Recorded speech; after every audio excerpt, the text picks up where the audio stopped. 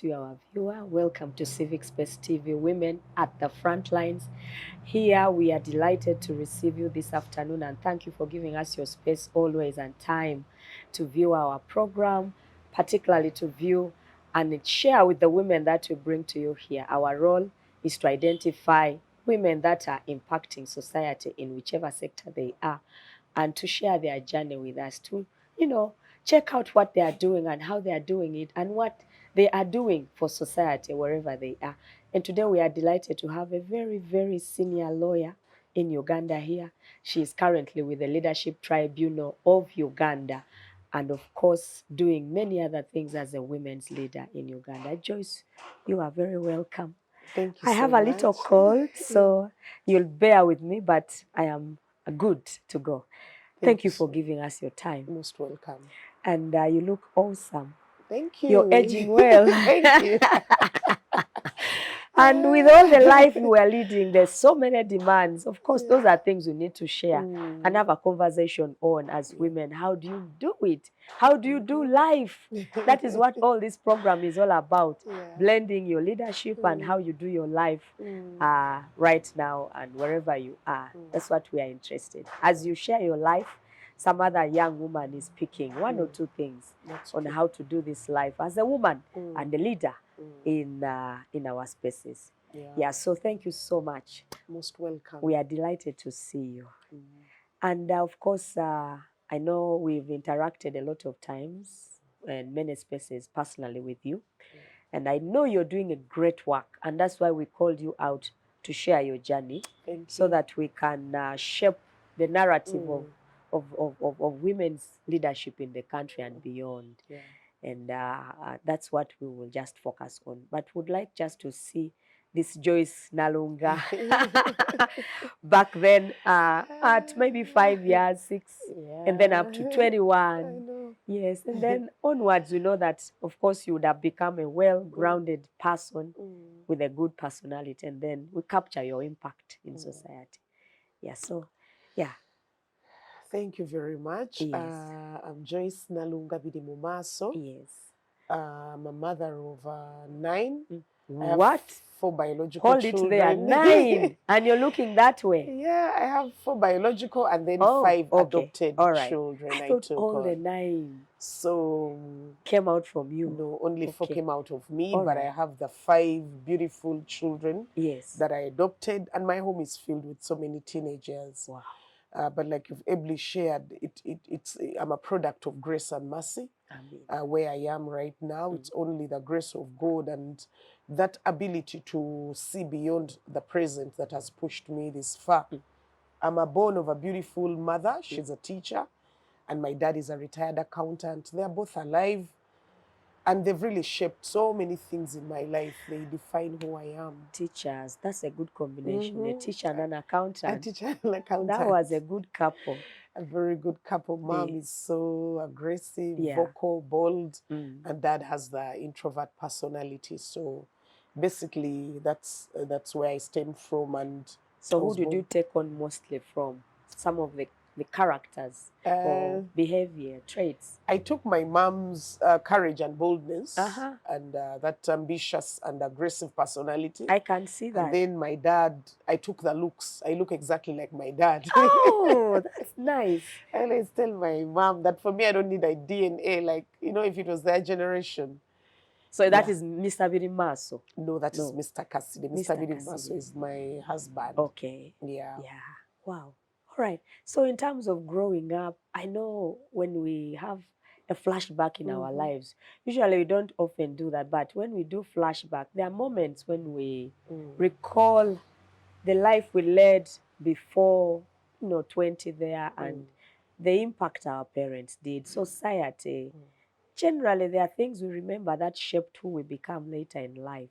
If you can just flash back a little bit, 1 or 2 things. Yeah. Yeah. My childhood was shaped with a lot of simplicity. I come from a very humble background.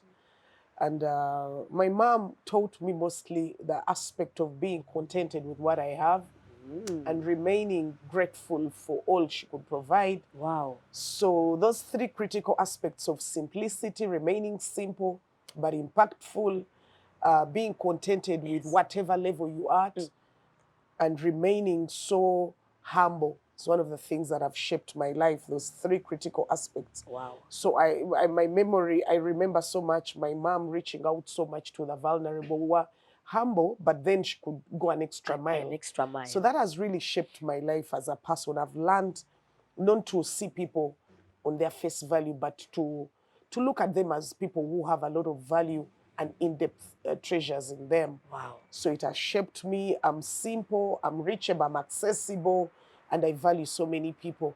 And I always extend an arm of generosity and kindness because I've seen it as I grew up as a very powerful memory. Besides us, the 6 siblings, my mom looked after so many other children. So the home was very crowded, you know. Wow. But of course, that is where the blessing comes from. So it has stretched out to me. Besides the 9 children that I have at home, I also have about 5 dependents that I look after, that I took on from different homes, different vulnerable and indigent families. And I find it more fulfilling because beyond your own children that you're entitled to look after, going an extra mile is always a blessing because, you know, at the end of the day, there's a life out there that needs something and support. So that is basically the biggest memories I remember back home. Wow, Joyce, that is, I see myself in you because I am looking at you and I'm wondering what kind of home now that is. 9 here, there, and so much. And you are comfortable in that. You see, there are so many people who feel, you know, they prefer the comfort that life offers than being, you know, another, you know, being a help to another person. And for them, that wouldn't be an ideal life. But you are saying you've seen blessing. What are some of those joys that come with, you know, being a kind person, being, you know, good to humanity, and of course, raising such families? I think we still need such kind of people like yourself. Yeah, we do. We do because I think one of the most fulfilling things is that you feel at your best internally. It's rewarding to you.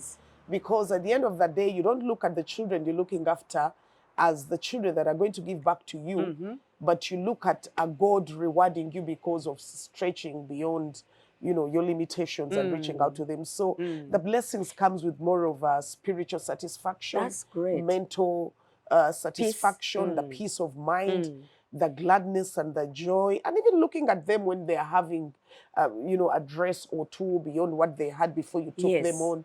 You feel that there's something you've done for the world out there. So even if you left this world, you know that you have impacted it. Exactly. That's already a great impact of your leadership, starting right from your family. And we could just talk about that alone and, you know, go home because there is a lot that we do to lives. And of course, as you've noted, there's a multiplier effect. It is. Those other lives you're raising also have other people that they impact on. That's true. So I thank God for you and the work that you're doing. Thank you. In terms of that trait, I can see that in your leadership style. That's what you're doing, but we'll talk about that later.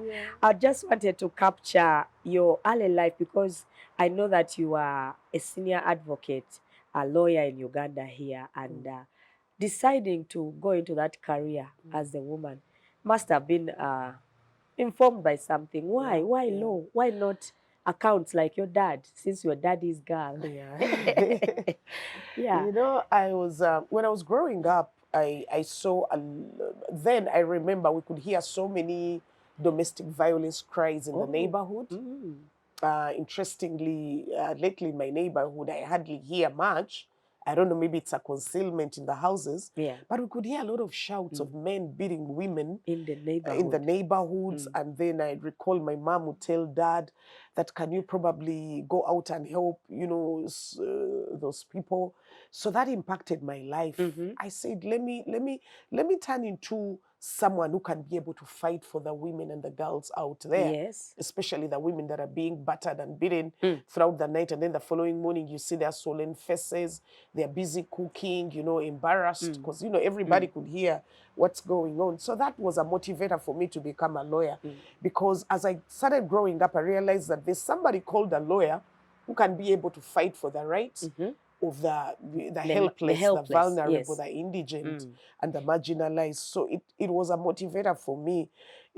stemming from that point of a rescue. Can I do a career which can able to rescue women? Yes. Can I study something that can offer support and help to the marginalized, defenseless women out there? So that was my motivation to become a lawyer. And I recall clearly when I reached my O-level, I told my mom that, Mom, much as my two siblings are doctors and my other sister is also an agriculturalist, I told Mom that, you know what, I'm going to be a lawyer because I think I need to be able to fight for some people that cannot fight for themselves. Wow. So it pushed me. I pursued it in my Form 6. I was very ambitious and extremely hardworking. So I was among the best 10 candidates nationally in the country from the bingo. Yeah. So that scaled me so high. I entered my career as government sponsored, but mostly then the best 10 nationally would be given what they call a state house scholarship. They would give us a top-up allowance, much as I was on government. So I entered with that excellent spirit. Yeah, excellent spirit. I pursued it. Even now, I still look out for the women in our village. When you come to our village in Pererwe, you can't fail to look for Joyce Nalunga. People know me. Sometimes I'm home and women come, I'm going through this. I try to refer them to FIDA Uganda. Can you believe the that? Legal Aid Project. I kind of like have the contacts with the pro bono service provide network on my fingertips, so that I still reach out even where my current position cannot enable me represent them. So that is one of the things that pushed me, and I'm still very passionate about women and their rights and their ability to soar up there. And I'm very, very excited when I see a young girl become a lawyer. Wow. And I'm also very passionate when I see a woman that has also become courageous enough to defend their rights and fight for them. I am looking at Imperedwe, and last night I had a little noise in my compound. So I was like, if I made noise in this place, can the neighbors come out and rescue me? So I'm wondering, in our society today, those days you just make a little noise in your house and everyone will come out and help you. Yeah. Does that happen anymore in this society? Well, society, I think, has evolved, and very few people offer night rescue services. But in our community, when there's something, we always coordinate. We have a security network connection, so you can call and you know where Food Patrol is. Yeah, our community has kind of become more people-centric. We kind of feel we need to reach out to one another. It's not about staying in a perimeter wall. It's about knowing that your neighbor is the immediate rescue. But I think where I live, the neighborliness or neighborhood in community is not there. I hear of such in this side of town where we in Nigeria and other places. But Luzira, Chira, some places are well gated, and people just, I don't think even they know each other in the neighborhood. As long as everyone has a security guard, everyone thinks that all is well. All is well. So it's a challenge, I think, in our society. But we commend such societies like that who, because we see a lot of videos, women being beaten and someone is recording. I know. And social media has spoiled it. They can beat and people record. They don't even bother to call police first. They are just recording a man beating the other, the latest. I think that should stop. Instead, you should rescue the person who is being beaten rather than record. And so we are learning from you, and I think that you're doing a great job. Thank you. If your community knows that you are existing to help them and they come to you, that's impact. It is. Because then you are doing what you are expected to do. Yeah, so we thank you for that. And capturing your life before you join the Leadership Code Tribunal, those are some of the things your impact. Maybe there are other things that you could share that you probably leaving out because I'm just asking you questions here and there. But as you're journeying along, your leadership is already being written, and the impact is being captured already. And so I know there's a lot that you're doing besides that. Maybe just to continue with your impact, some of the things you're doing besides providing legal aid, networking with these women. Yes. Thank you so much, Honorable. In terms of your early career in lawyering and advocacy. In my early career, like you've ably articulated, I've done so much pro bono work. Okay. I started by working in a law firm. Then finally, I joined an NGO which was called Public Defenders Association. Oh. Still, we're doing pro bono work to defend the criminals that are charged, but specifically in criminal offenses where it's mandated to have a state brief lawyer. Okay. But my main interest was still Luzera women prison. So I would go there very often, do a lot of sensitization, and look out for the women I need to represent. And that exposed me so much. I was able not only to handle state briefs in the lower courts, but it catapulted me to the high court. I learned how to argue cases in the Court of Appeal, in the Supreme Court. Most of those cases are bad by the time they reach there. Okay. But at least I was able to pick experience and reskill myself better. So besides that pro bono work, I also started mentoring girls. I still go out in schools and mentor young girls on the ability to be confident, have self-esteem, not focus on this minor girl-boys relationship. I mainly trigger them to look beyond their limitations and incapacity. Like I've shared, I come from a humble background where my mom would pay school fees in bits, you know, where I didn't have the basics. So I try to tell them that beyond the little that your parents can provide, try to strive and make sure you can reach the top. So I do a lot of girls mentorship. I do a lot of inspiration talks. If you look at my website, I do a lot of writing. Wow. I'm a writer and an author, so I do a lot of articles to trigger girls, to mentor them, to inspire them, but not only the girls. Since I have a son, I also reach out to them and try to make sure that at the end of the day, if the girl child is so empowered and the boy child has left weak, then it will be very hard for them to, you know, to make a very good society. So I'm doing a multi-pronged approach in terms of motivation, mentoring, inspiring, and still in my community. Every year, I hold a session where we do a giveaway session in December, and I have one coming up, Honorable. During COVID, we gave out over 500 pads, free pads in my community. Yes, I hosted it at my home. So we invited the area LCs, the girls in the local schools in my area. We gave them free pads so that at the end of the day, the little we have, we can reach out to them and a girl can feel confident, empowered, and, you know, her self-esteem is well boosted. Wow. Yeah, so those are the things I do and I'm passionate about them. I love them.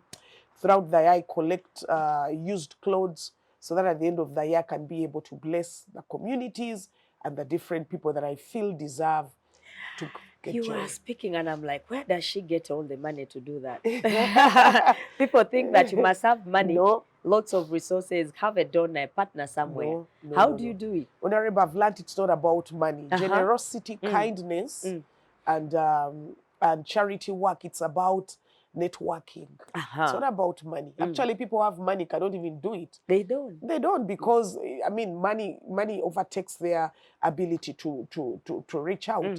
But I always network. I send out messages to friends, different platforms I subscribe to. Do you have any used clothes? Wow. Anything that you can give out? Like that time round when I was doing the pads, I kind of linked with a friend called Nancy. She has a Nancy Chitaka Foundation and she distributes pads. So she was able to come in with holic pads and were able to form a partnership but impact our community. So life is beyond money. Life is it's beyond about money. The networks and the relationships you've built over time and how you value those relationships. Once you leverage on them, you're able to impact people. You are able to impact people. So you must be able to identify the networks that work for you. Yeah. That's leadership. That is very impactful. And I think that we are learning so much because you see, change. They say that to change a society, it doesn't have to take everybody. No. You just need one Nalunga here and another somewhere there and the other. And so that's what you are doing with your life. But when I was listening to the things that you're doing, I'm hoping that you're doing some documentation and writing books. You know, nowadays it's so easy to write. I know. I'm one of the victims. There's so much to write, but we are not writing. Yourself, you could just be giving us a book every year. I'm planning to release my first book next year. I thought I would release it this year. But I do a lot of writing. I've so far released about 20 articles in New Vision and Monitor. Alone. On my website, I have over 40. Great. So I've learned that people will forget the titles we've held honorable. People will forget Nalunga, but they will never forget what I've written. Hey. It will outlive us. So writing is one of those things that defines our legacy beyond us. People can forget that there was a Nalunga Joyce in the Leadership Code Tribunal, but they'll never forget an article I wrote where I'm writing about inclusive and diversity is key in terms of HIV eradication for the disability. People will never forget it. They'll pick it one day and say, the disabled also need inclusion and diversity in terms of empowerment. But they can forget that there was somebody called so and so. So I record, I do a lot of writing, I take photos, I use my website so much because it's the only way I can share the photos there, of the because things this is a wake-up call. We need to talk a little bit about that. Yeah, we need coffee over because that. I'm told that, of course, internet doesn't forget. And if I'm to Google your name or, a leader, by the time you Google, there should be a lot of things talking about you. But how many of us leaders do that? So now the question I want to relate to you is, how do you manage? Because the answer with somebody would say is, I don't have time to write. We don't have time. We don't have time. All of us leaders complain. How do you do it? We need to learn from you. Because as you've emphasized, it's very critical. The best way to do it is by having a support system with you. I write my articles, at least I make sure I do like 2 articles in a week. The best way to do it is having a schedule and having priorities. You know that I'll write an article on Friday, because Friday is a kind of like a calmer day. Write an article on Friday and probably one on Saturday when I'm home. Okay. When you write them, what I meant by a support system, you have someone who will type it and then return it back to you for purposes of editing. So when you have a support system, but most importantly, the person who at the end of the day will be able to upload it on your website. So we need structures in place, personal structures in place. We need to stretch out beyond our comfort and be able to say, I need to have someone who can help me type. I need to have someone that can upload it. I also need someone who can be able to share my content so that it goes out there. Why we fail to do it as women leaders is because sometimes you want to do it yourself. And because of the different responsibilities we have, you can't do it alone. So I ride on the wings of very excellent and competent people. Like my son runs my social media handles. Oh, I was going to say everything. Some other women may not afford that support structure. My son, they will say, no, now Joyce is the privileged one who can afford to have 2 maids at home and then run, have somebody run their social media. But you make a very important point, I guess. So my son is doing computer science and he's very, I interested him in what I do. So he does a lot of sharing of my content. He runs them. He knows what I want. He knows my passion. Ensures my articles are uploaded in time. So it's more about God enabling you get the right people at the right time and in the right season. But I want to implore you, Honorable, to make sure everything you've done, you reduce it into writing. Write something down.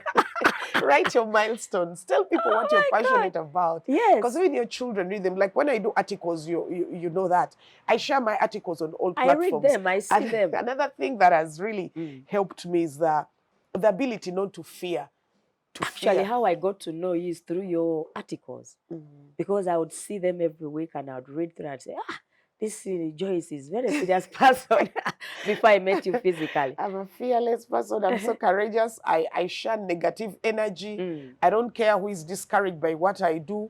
I'm never discouraged. I always know that this is where Joyce has to be in the next 10 years. And I strive to make sure I share my content. People have so many work written down, but they fear. Or when they share, no one likes it on a group, like the groups we subscribe to. They're like, oh, maybe people didn't like it. No, I never seek validation from people. I validate myself every day. There are times I share pieces and people don't actually comment.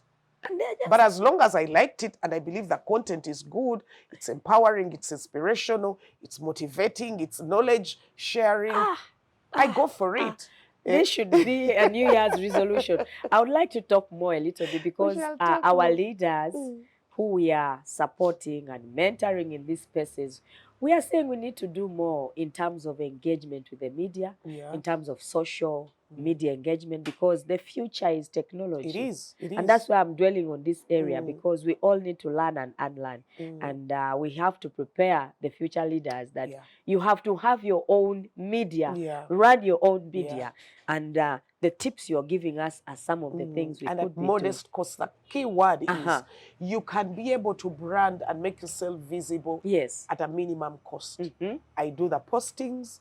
Like I told you, I use my son, my website. I can also, I have someone who enables me, organize it, edit, and content. But the point is we need to step into the deep waters. Yes, what with courage. Yeah, you need to go out of our comfortability and say, 2023 is a year for people to know me and for people to know that I have a skill to write. I didn't know I would write until I wrote my first article. That article took me about 3 days to write. The first article I shared in New Vision. But now I can write my piece in about 20 minutes, edit it. I know they need only 400, 500 words, attach my photo and share it, and it's free. So we need to inspire women leaders to be able to adopt the skills of excellence, tenacity, boldness, courage. They need to understand that they have so much that they need to offer the world. So much. And they need to take that courage and they need to take that step. Women have whatever it takes to rule this world. That's why the women leaders are the best. Yes. We can multitask. We are tenacious. We can handle stress, but also impact the world. So we just need to have a conversation on how we can take the first step. So once you take it, the rest will fall in place. And it's not about money. Yes. Sometimes people tell me, Joyce, it takes, I think you're spending a lot. No, it's not about spending money. One time I was telling a friend of mine, someone wanted an opportunity and I was telling them, can you share with me your portrait? I mean, how can you be a woman without a portrait photo? Someone sends you a picture of a selfie the daughter took on a phone. We need to be able to do those things that excellent people do. Walk in a studio, spend 10,000, take a photo, have your 5 portraits. You need to have your bio on your phone. Someone wants you to speak somewhere honorable. You send it. You simply send it, like how I was discussing with Damien. Yeah. I simply sent him my bio, immediately, my quick one, a quick debrief. I sent him my profile. You need to have all those things because opportunity only comes to someone that is ready. You're so excellent. Now we are like, what are we doing? No. So you ask someone for a photo, they send you the photos on a wedding somewhere. People need professional photos. People need a bio that is critical. What are your milestones? People need to look at you and know what awards and recognitions have you received. So we need to reach a level where us leaders have a conversation on how what we already have can be consumed by the public. Because we have it. Wow. Yeah, we are leaders. But people have it stocked somewhere. Okay. You look at someone's CV, it is scattered. They don't have like a personal statement. Someone doesn't have their milestones articulated. People have awards, So we need to be able, like you've said, to be able to leverage on what we already have as milestones and share it with the world. Leverage our milestones because the internet will not remember us if we are not out there. You're saying that. Document, leverage, document, but also write our story. Exactly. Write our continuously story. Write your continuously. And harness the skills to do that. Exactly. Find people to help you, find networks. But one thing I want to talk a little bit is that balancing. Because every woman will complain, I don't have the time. I have so much. I will personally tell you, I'm running a whole empire of Amoding. So many things to do in one single day. How do I write? How do I balance? Let me tell you, Honorable. Yeah. There's nothing like work-life balance, but you simply need to prioritize your life. Great. You can't say, because I'm a wife, I'm a mother, and then I have teenagers. Like I told you, those teenagers 9 are children not easy. Are teenagers. And then I also have my career to pursue. Okay, I didn't tell you I was able to do my 2 masters, and then I'm also graduating in my PhD next year. So next year when you're interviewing me, I'll be doctor. You have inspired me because I'm sitting on that vision. But the point I want to say is having priorities and spreading your time within the different priorities. Great. Like, for example, Saturdays, I invest so much time in the children. It's a That's day, their Saturday day. and Sunday. And it's about the children and my husband. Church. I don't do so much church, Okay. bonding, checking their chores, managing them. Other days, it's about my career, the Leadership Code Tribunal, ensuring that I'm able to adjudicate and handle my work. Then I also have time to meet my friends and The network networks. and build those networks. Mm. But I've learned work-life balance is simply about choosing your priorities and spreading your time in them and being committed and having a schedule and planning. I plan a lot. I knew that today I would wake up, come for this session. Yeah. I go back, I write an article. Wow. I arrange Because my today content. is your writing yes, day. because normally Friday is my Female Lawyers Network day, where I've been doing a lot of those. So December, I said I'm not going to do any session. Yes. I'm planning for the whole of 2023. And who to so invite? I've learned the skill of early planning reduces stress. Wow. And also having a support system, like I've emphasized. So my work-life balance, like when I was doing my master's, I finished one master's in oil and gas. I did another one in public admin the following year and administration. So my mom would chip in so much with VDs and my husband and my adult daughters. So like I said, priorities and having a support system, okay? Then immediately I finished the master. I said, you know what, Joyce, I think I should leave this planet when I'm a doctor somebody. I know. So I started in 2019. It hasn't been easy. It hasn't. But I've learned that in life, you only get what you desire to get. Great. You will not get what you simply don't work out to get. You strive so hard. So hard. I've learned to make sure that I invest so much time in me, as well as spreading out some little time for others. So it's one of those things that I've learned. It keeps me going. I have a lot of energy. I'm a very, very passionate woman. Yes. Of course, that stems from my mom. I see she's still passionate at 79. Great. But yeah, she's very energetic. She's doing a lot of local chicken rearing. She's doing a lot of... We are talking about Joyce doing her life. I don't know how she's doing her life, but this is so interesting and so exciting. And I think, Joyce, in terms of the leadership coaching that we do, I know you're doing that in the space that we are going to discuss shortly about. But I think you need to go out there and help women leaders, midlife. Yes, yes, that's true. Not even the young ones, but midlife, exactly. Our generation. We still have a lot to achieve, but we seem to now be stuck and burning out because there are so many things. And the things you're talking about, how do you balance? I think you should always talk about that area to many women. And also achieving in career and all that. We still have a lot. We still struggle. Personally, you have spoken to me in that direction. So I would like you just to talk about your leadership mentoring programs, the coaching that you are doing, because that is the impact. I'm capturing your life. But your life is so interesting. Yes. Yes. So like I said, I've always grown up passionate about impacting women out there. Yeah. So a couple of years back, I thought about a network of women that can have an influence on another sector of women. Yes. So what crossed my mind was a female lawyers network. Why that one? Because I felt that there's so many women lawyers out there that lack inspirational, motivational, and knowledge empowerment. I learned that when we become lawyers, people always think we are up there and we've made it. So we don't get so much from others. So that alone pushed me to start the Female Lawyers Network. And what crossed my mind is the need for us to get the women lawyers that have already broken the glass ceiling to come and share with us their journey and what it has taken them to reach there. Yes. So when I thought about it, I studied it, registered it with a very good, hardworking friend of mine called Isabel Magino. Okay. So we jumped on board, and other lawyers that have supported us, Angelina, the Celias, and the rest, Patience and Alice. So we jumped on board and started working on this with my friends, Lillian and Mariam. So we looked out for the women that are out there, and then I started scheduling them. It has been so impactful. Every day I'm learning so much, Honorable. So much. I'm learning what it means to compete with men, what it means to have courage, what it means to be tenacious. Yeah. I've learned so much what it means to brand yourself and remain a strong brand. So I started that network, and I'm glad it is impacting the community and the women out there. So not only impacting the women, but also the men are subscribing to it. Already. And 2023 is going to be a bigger year because we are going to have a symposium every quarter where women gather as corporates to be impacted and inspired and to learn, to grow, to reskill and retool themselves. And re-energize. And re-energize. Because you need the energy of somebody else to also have energy. Okay? So basically that is about the Female Lawyers Network.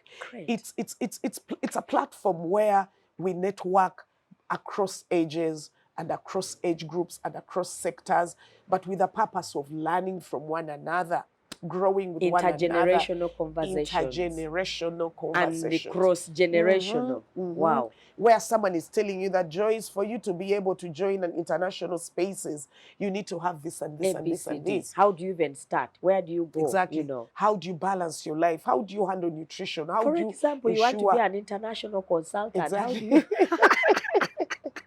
And like I said, we all want to get there, but we didn't know how we can get there. So that network is about that platform where we meet and network. We've been doing it every Friday except for December because we are trying to organize our structures and make sure that we are really geared up for 2023, which is going to be a very beautiful year for all women. Wow. So basically... So do you have an office? Do you have... Yeah, I've been a member attending the weekly sessions, and you brought very inspirational women there. Thank you so much. And you just listen in and drink from the well of wisdom of those women who have gone ahead of us. Thank you. Yes, and I think I have really liked that space as well. Yeah, we already have an office.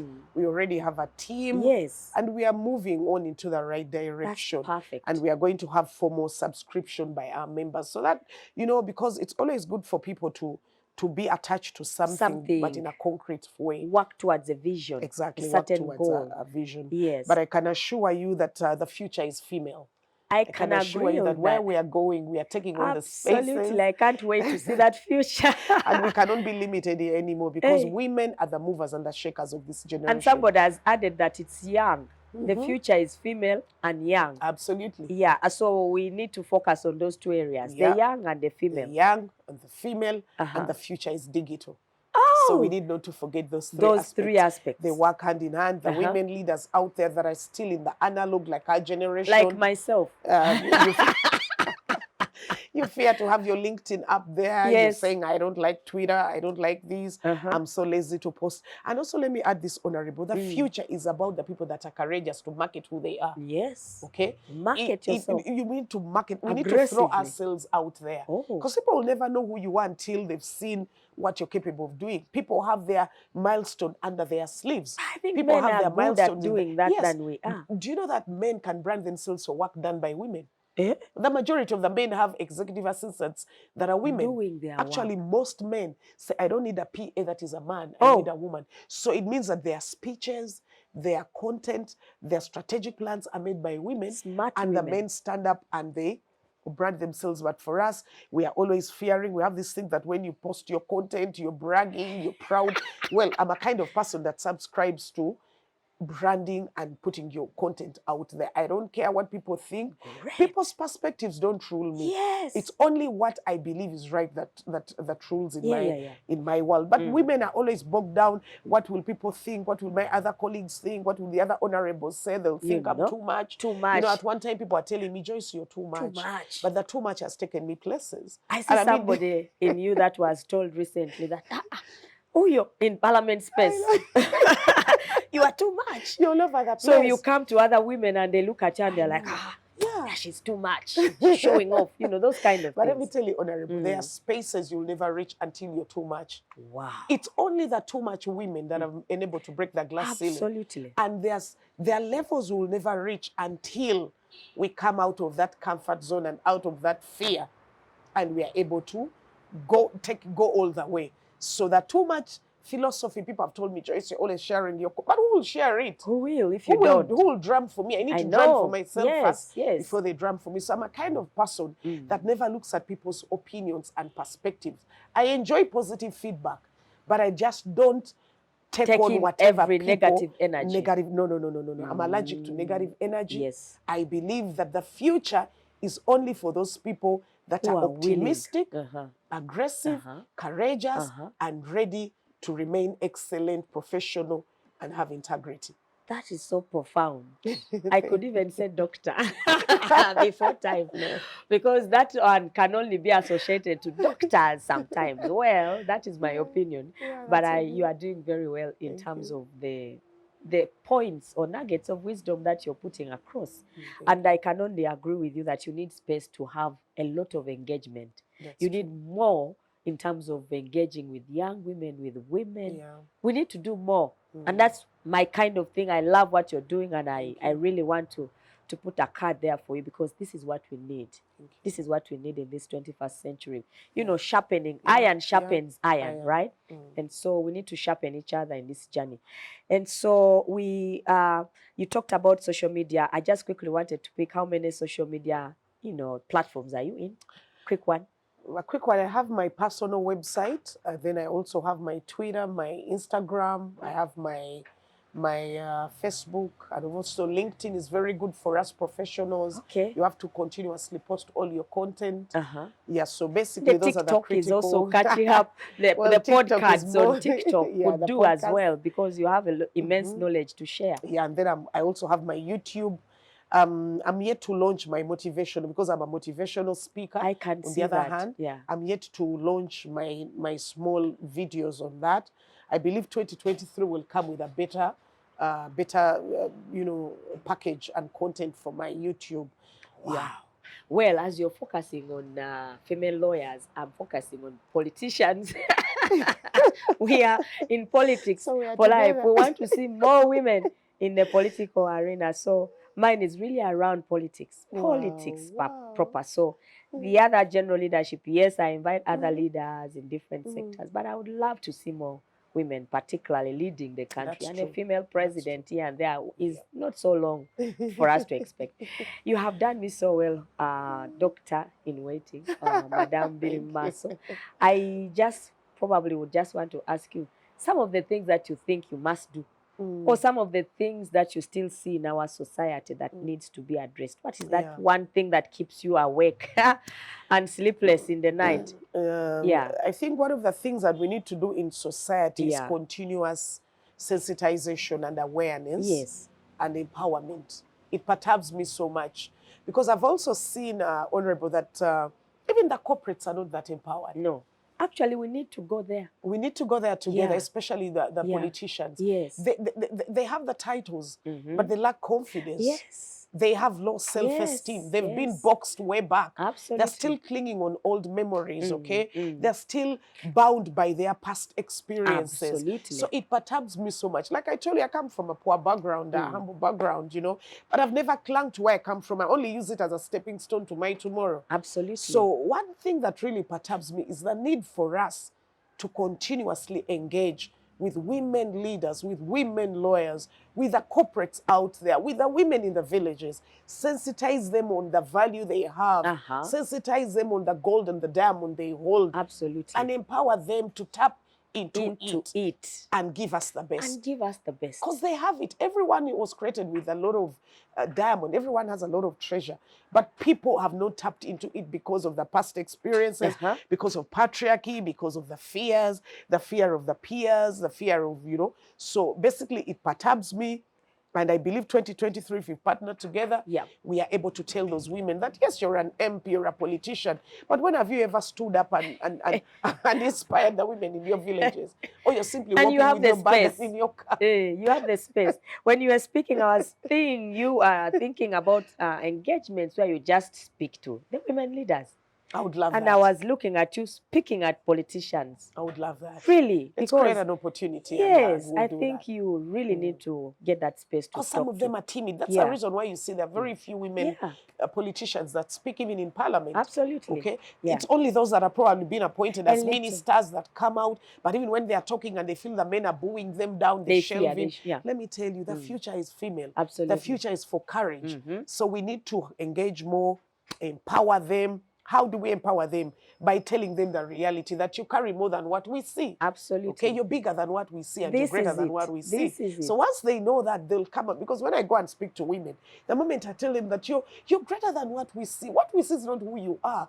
Put on your makeup, look good, look confident, be smart, put on your heels, walk up and down, and put on the aura of confidence. With time, I see my friends coming out of their shells. They start looking good. Some people even wear to put on makeup because they say, no, makeup is only for pretty people. Let me tell you, everyone is pretty in their own but makeup right. only magnifies what you have. So we need to tell him that, my dear, as a politician, you need to look good so that the women in your village can also look good. Inspired. But if you're scattered, I mean, how a baby? God. Scattered. That's so nice.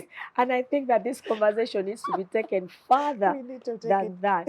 And of course, for today, we just have a short 1 hour. We can't exhaust everything. Absolutely. But Joyce, I want to really, really thank you for coming. And just maybe to pick your last thoughts, lessons for life, 1 or 2 things that you can emphasize as we wind up. I know you're a leadership coach and you have all these things scattered all over. But just 1 or 2 for our audience here, our key lessons. This far you've come, how you have been doing it, and what has kept you going. One of my key lessons that I've learned is that life is about relationships. Right.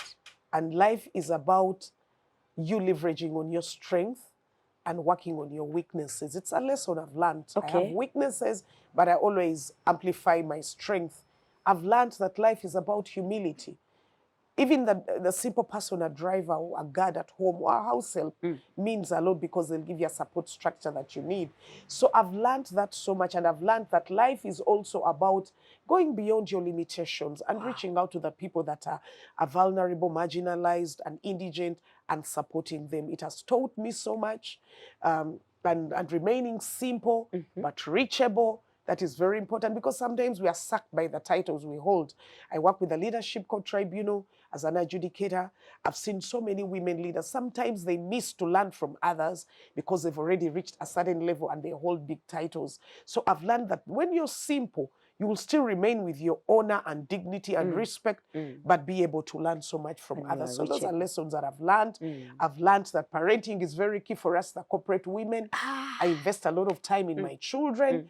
I reach out to my son, he's at university, and my other son and daughters. I have 4 children, actually 5 children at university, but I've learned to be their friends. Wow. You know, besides the careers and breaking the glass ceiling, we need to parent well because our children is the next legacy. It's a reflection of us. It's a reflection of who we are. So those are the lessons that I've learned, and I've learned that we have so much that we can give out there. I've learned that you don't need to compete with anybody else. You only need to compete with yourself to be the best. When you compete with others, you limit yourself, you know. But we need to compete with ourselves. Great. We have so much in us, and we can still be the best version of who God created us to be. That's all I've learned. Wow. And I think that that's the best point to end.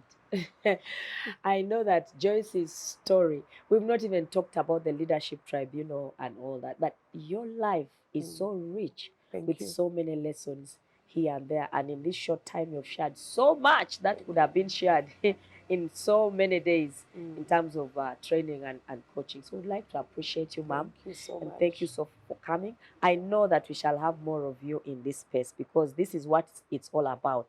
These women at the front line is bringing such women as yourself to impact life of other women. And you're doing your work here right now to the many people that will come across this video as well. So I'd like to let it go at this point and to thank you for coming this far. We'll see you another time on another program. Shalom.